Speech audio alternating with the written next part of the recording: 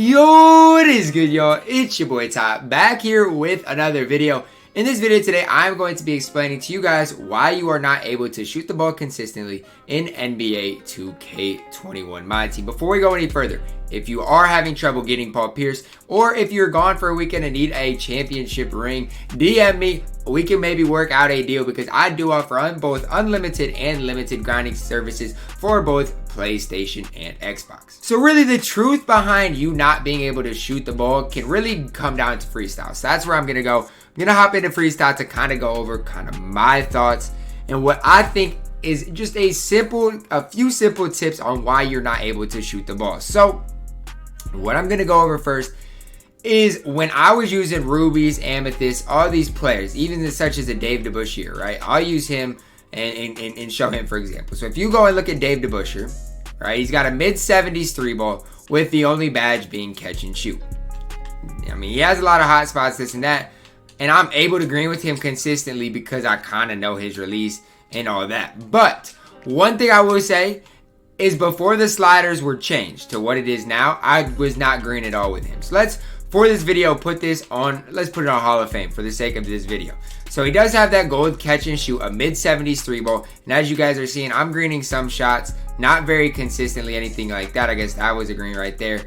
I've gotten better at shooting the ball, but the biggest thing what I've noticed is it comes down to really is the 3-point shot and the badges on the player. So Dave has a high 70s. It's actually a 79 3-ball, and he does have that gold catch and shoot. Then you get a guy like Elgin Baylor, right? Elgin Baylor is going to give you a 93 ball.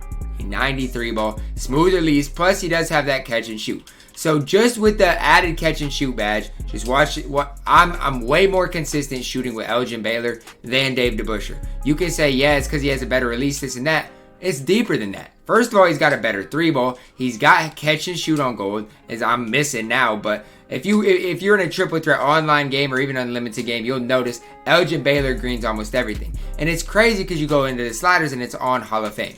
This works whether you're meter, no meter, anything. It doesn't matter. It's the same thing. If a guy has a better 3-ball, what I've noticed is the 3-point rating matters so much. I can't stress that enough.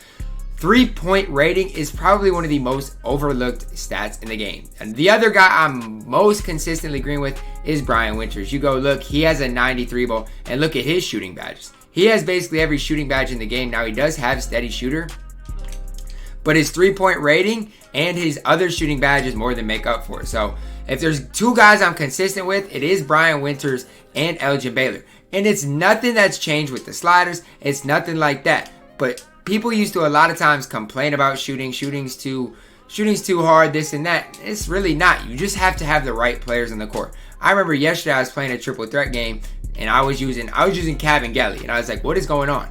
Problem is, even though he has a decent enough 3-ball, all this stuff, he just doesn't have the badges. So what I'm gonna do now is try to find a guy with a decent enough 3-ball, no badges. Jerome Kersey, for example.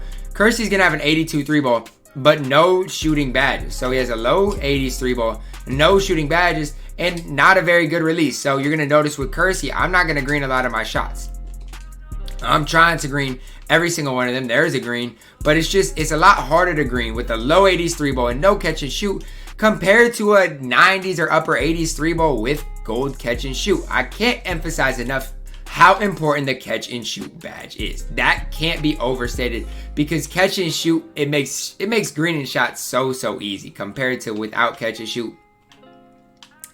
Even if you look at a Stephon Marbury here, 82 3-ball, so you'll notice obviously he's not going to be near as consistent. And the thing is, last year, between a low 80s 3-ball to a mid 80s 3-ball, you might not notice that much of a difference. This year, you will notice a big difference in just the green window purely. So even a George Mikan, who does have that gold catch and shoot, I don't green near as much with George Mikan compared to an Elgin Baylor, compared to a lot of people.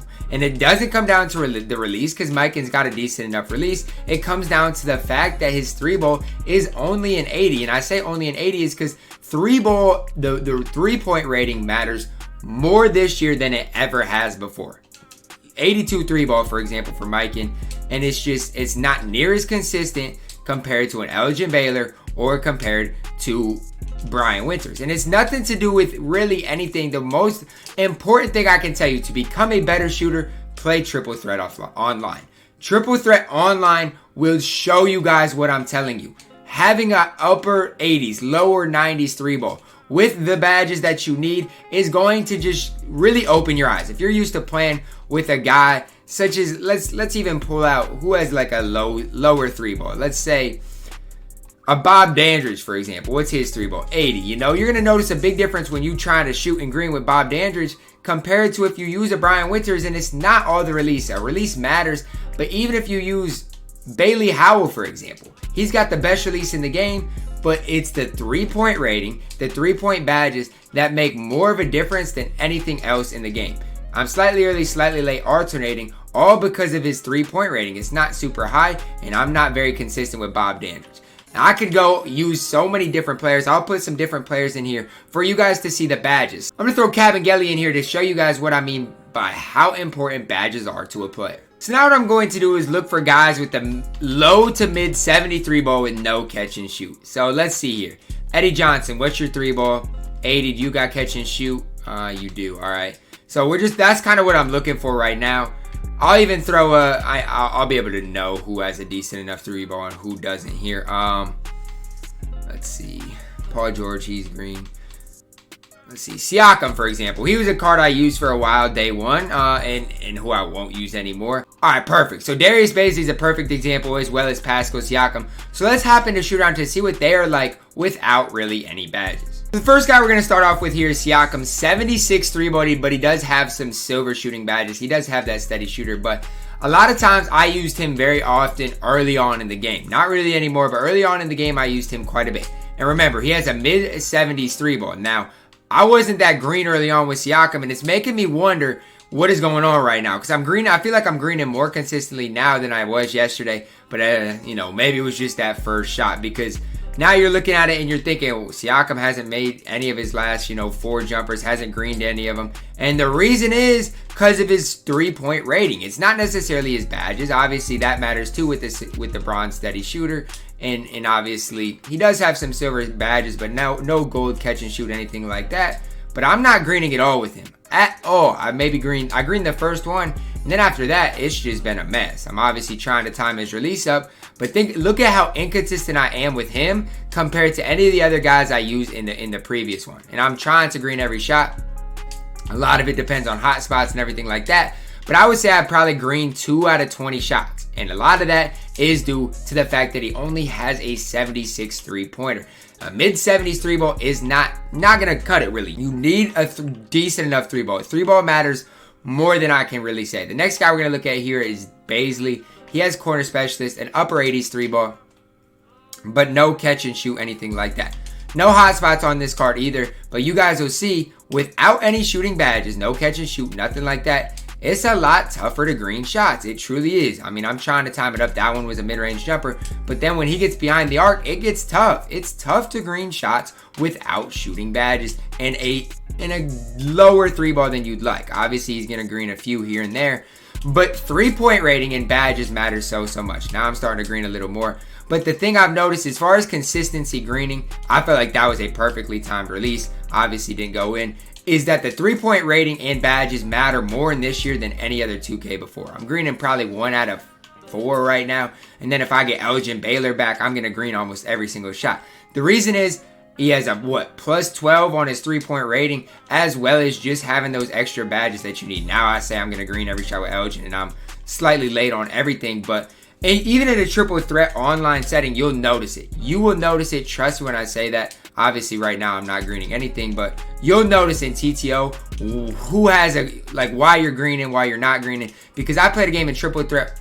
I think it was triple threat online the other day, and even the difference between an Elgin Baylor greens compared to a George Mikan, it's definitely noticeable. Now, obviously, right now, I'm not really greening that much with Elgin, but you'll notice a big difference between Elgin and a George Mikan. When you can time releases, George Mikan's his green window isn't near as large as an Elgin Baylor. I'm trying to get in my rhythm with Elgin, because when I am, he's absolutely lights out, as you guys saw in my gameplay the other day.